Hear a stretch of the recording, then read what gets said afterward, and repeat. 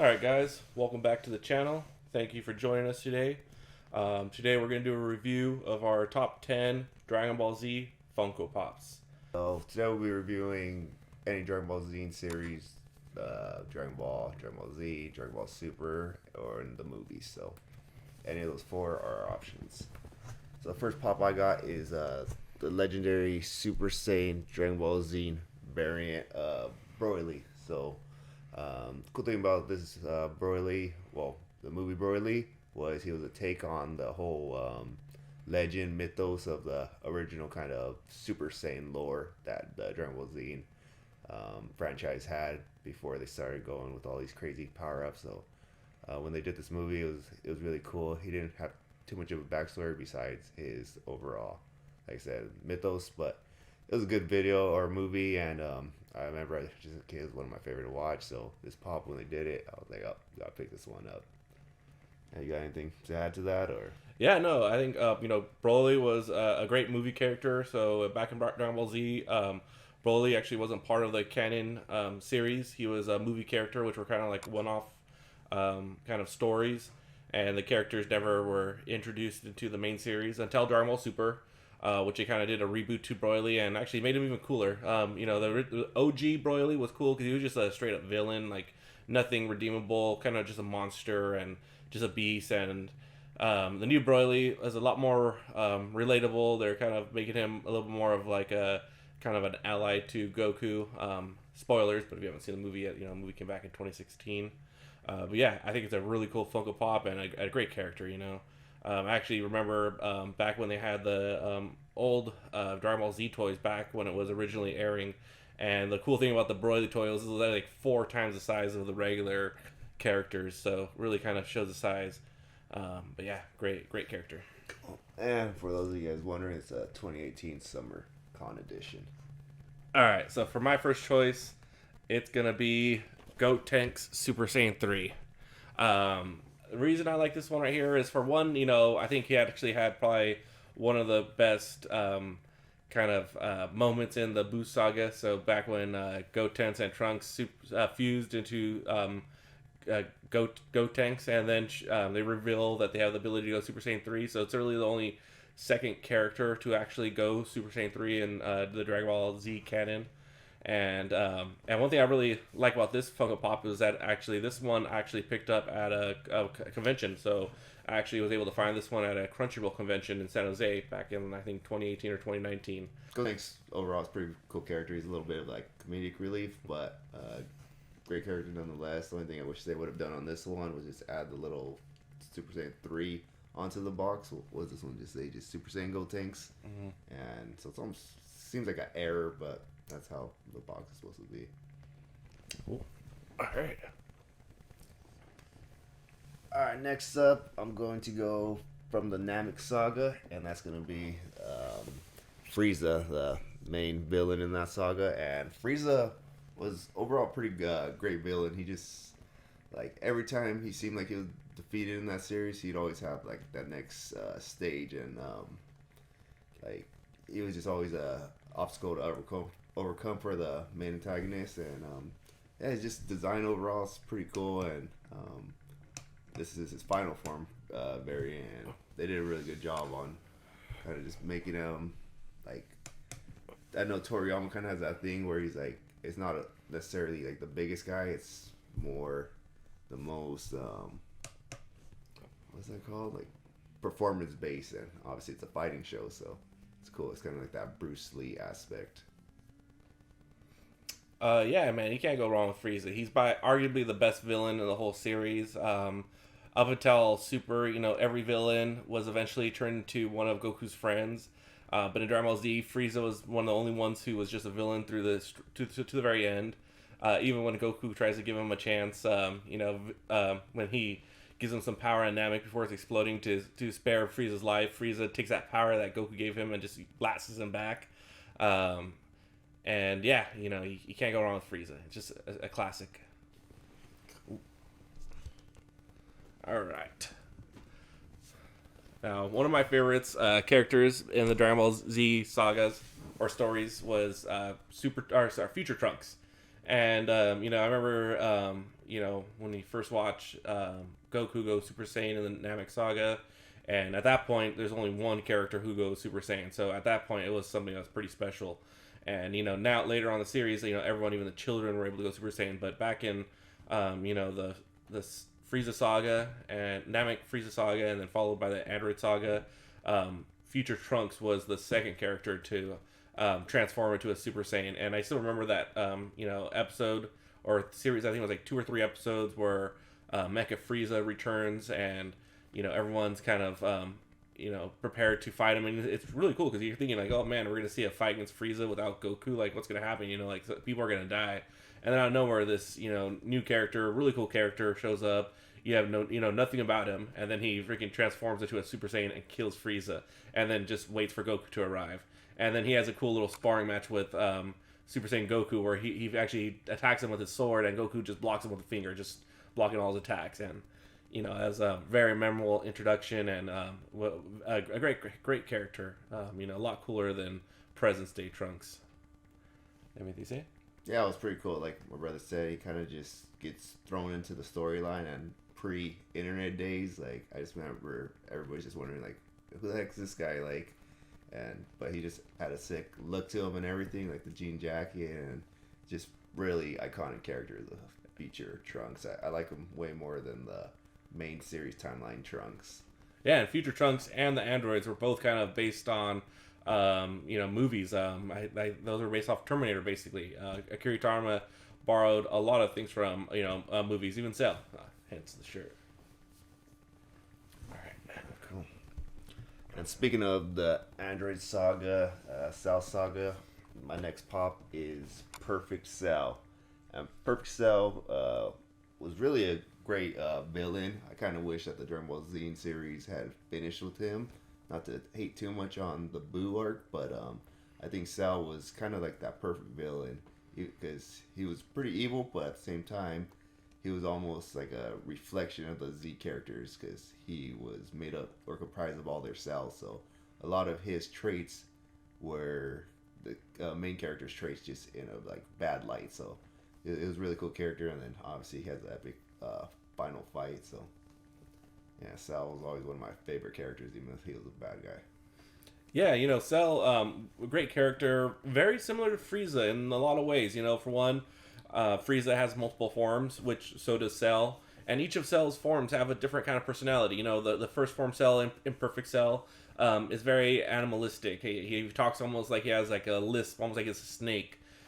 His second form gets a big power bump, and he becomes very kind of almost Broly kind of gets a really deep voice. And then he has his final form, which is actually pretty large, but it's actually smaller than his second form. So it kind of repeats what happened with Frieza, where all his forms were bigger, and then finally his final form gets small again. And of course, someone underestimates him, attacks him, and kind of lives to regret it if they're lucky. And yeah, really cool character. I remember him when he's fighting in the Cell games, and he has the same aura as Goku. So in some ways, it almost seems like he was able to go Super Saiyan. Even though he wasn't a Saiyan, but hence he had all the Saiyan cells, so he had their ability. So technically, everyone has their own opinion, but in my opinion, he was able to go Super Saiyan. Cool. All right. For my next one, this is one of my personal favorites. So, everyone kind of hates on Yancha, and this kind of Funko Pop's kind of poking fun at him. So this is Dead Yancha. So in the Saiyan saga, when the Nappa and Vegeta come to Earth to collect the Earth Dragon Balls to make their wish for immortality, Goku is late to the battle. So the rest of the Earth heroes have to start fighting against the Saiyans without Goku. And Yancha is the first one up, and he has a fight against some Cybermen, which were villains that Vegeta was able to grow that were as strong as Raditz, who Piccolo and Goku had to team up to beat. So honestly, Yancha was able to take one of them out, and he beats them pretty handily. But he puts his guard down.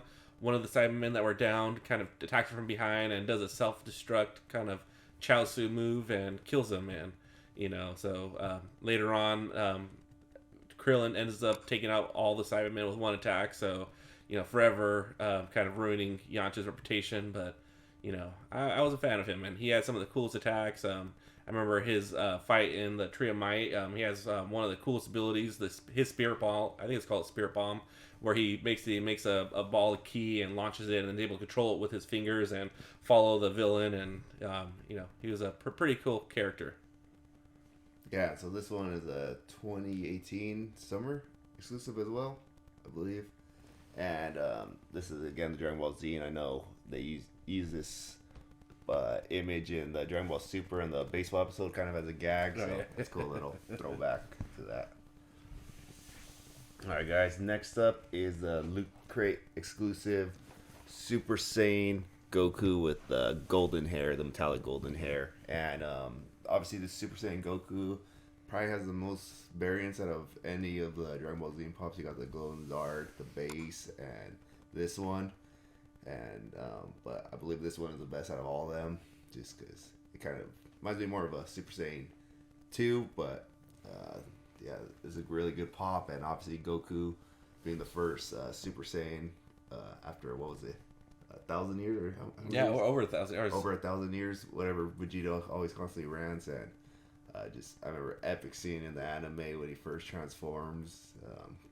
Still probably top 10 scenes of all time. It just always gives me chills seeing that scene. And yeah, so this one's always gonna be iconic to me.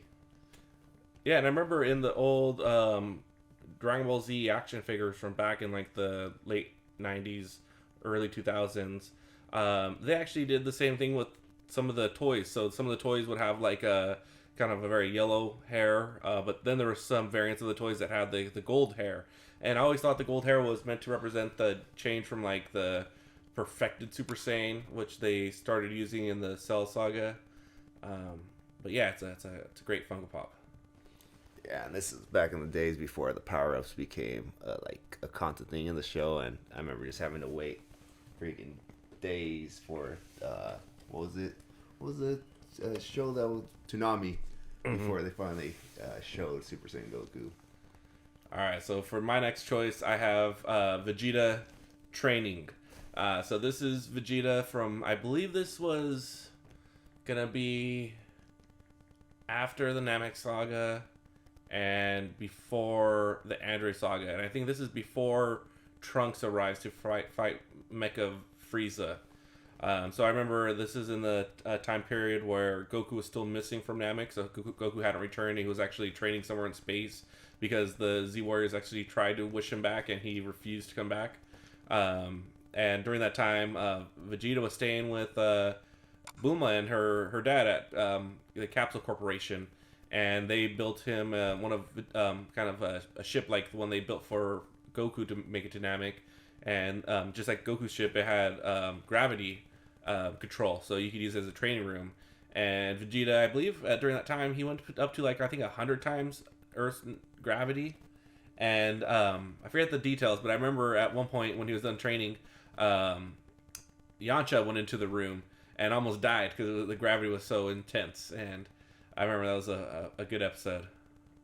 Yeah, I like the little details in this pop. If you see his skin color is almost like a reddish tint, and that's because while he's training inside the little capsule training center, it's like so hot in there, so it's like right. That's why his body coloration is kind of like that brown, like he's overheating. Yeah, I remember the whole scene was like red, and there's like a lot of like you tell. I think it was meant to show that he was under a lot of stress. Yeah, so yeah, it's a cool little detail that they added to the pop. Yeah. Alright, so my final pop, and sticking with the whole Vegeta theme, that is Majin Vegeta. This is the over 9,000 exclusive, and this is probably my top pop in my whole entire collection, regardless of Dragon Ball Z or not. And Vegeta, Majin Vegeta, he's my favorite character in anime. He just, not only he's sick, he just has some of the most quotable lines ever. He just gets you hyped for like just watching it. Even like just working out, sometimes I'll just watch like a random Majin Vegeta like little montage, and it's like, yeah, that guy's sick. Yeah, Majin Vegeta is really dope. he was probably the first time that you actually got to see. Well, actually, no. So when he fought against, when he fought against Goku, that was the first time you got to see Super Saiyan 2, kind of like the Super Saiyan 2 that Gohan used when he fought against Cell. Vegeta, when he was Majin Vegeta was able to go to that kind of same Super Saiyan 2 level where he had like the blue lightning kind of going around his body. Goku had it too, and that was one of the best fights. Majin Vegeta Super Saiyan 2 versus Goku Super Saiyan 2 fighting in the desert. And I remember, him and Goku kind of just grab each other by the arms and hitting each other with knees, and each of them kneeing each other's knee, and that was a really epic battle. And then, to end it off, he has his, his was it his final flash that he used, or his, I forget the name of the attack, his kamikaze attack that he used against Fat Boo to try and defeat him. Really epic moment, really kind of sad moment when he had to kind of say goodbye to Trunks, and he knocked him and Gotenks out before he went to go sacrifice himself in vain, because as we all know, Fat Boo was able to just put himself back together, and Vegeta sacrificed himself frivolously. Yeah, sacrifices in Dragon Ball Z don't really work unless it's against Yancha. That's about it. All right, guys, and my last pick today is the GameStop only exclusive Super Saiyan 2 Gohan. So man, I still remember watching the premiere, first broadcasting of his transformation during the Cell games. At that time, the kind of formula was Goku's gonna have some kind of transformation and save everyone. And in the Cell games, him and Cell have an epic battle, and you think it's gonna go that way. You think Goku's gonna defeat Cell, and that's gonna be the end of it. And then out of nowhere, Goku quits. He throws in the towel, and he nominates Gohan to fight Cell. Gohan is kind of doubting himself, and he honestly gets his ass pretty whooped. But Cell, actually, Gohan tells him, you know what? He was like, what if I snap? I'm gonna kick your ass. And Cell kind of hears that. It's like, oh, really? I want to see this. And that's actually a great kind of aspect of Cell, because that's definitely right there where you see his kind of Saiyan traits kind of come to the surface.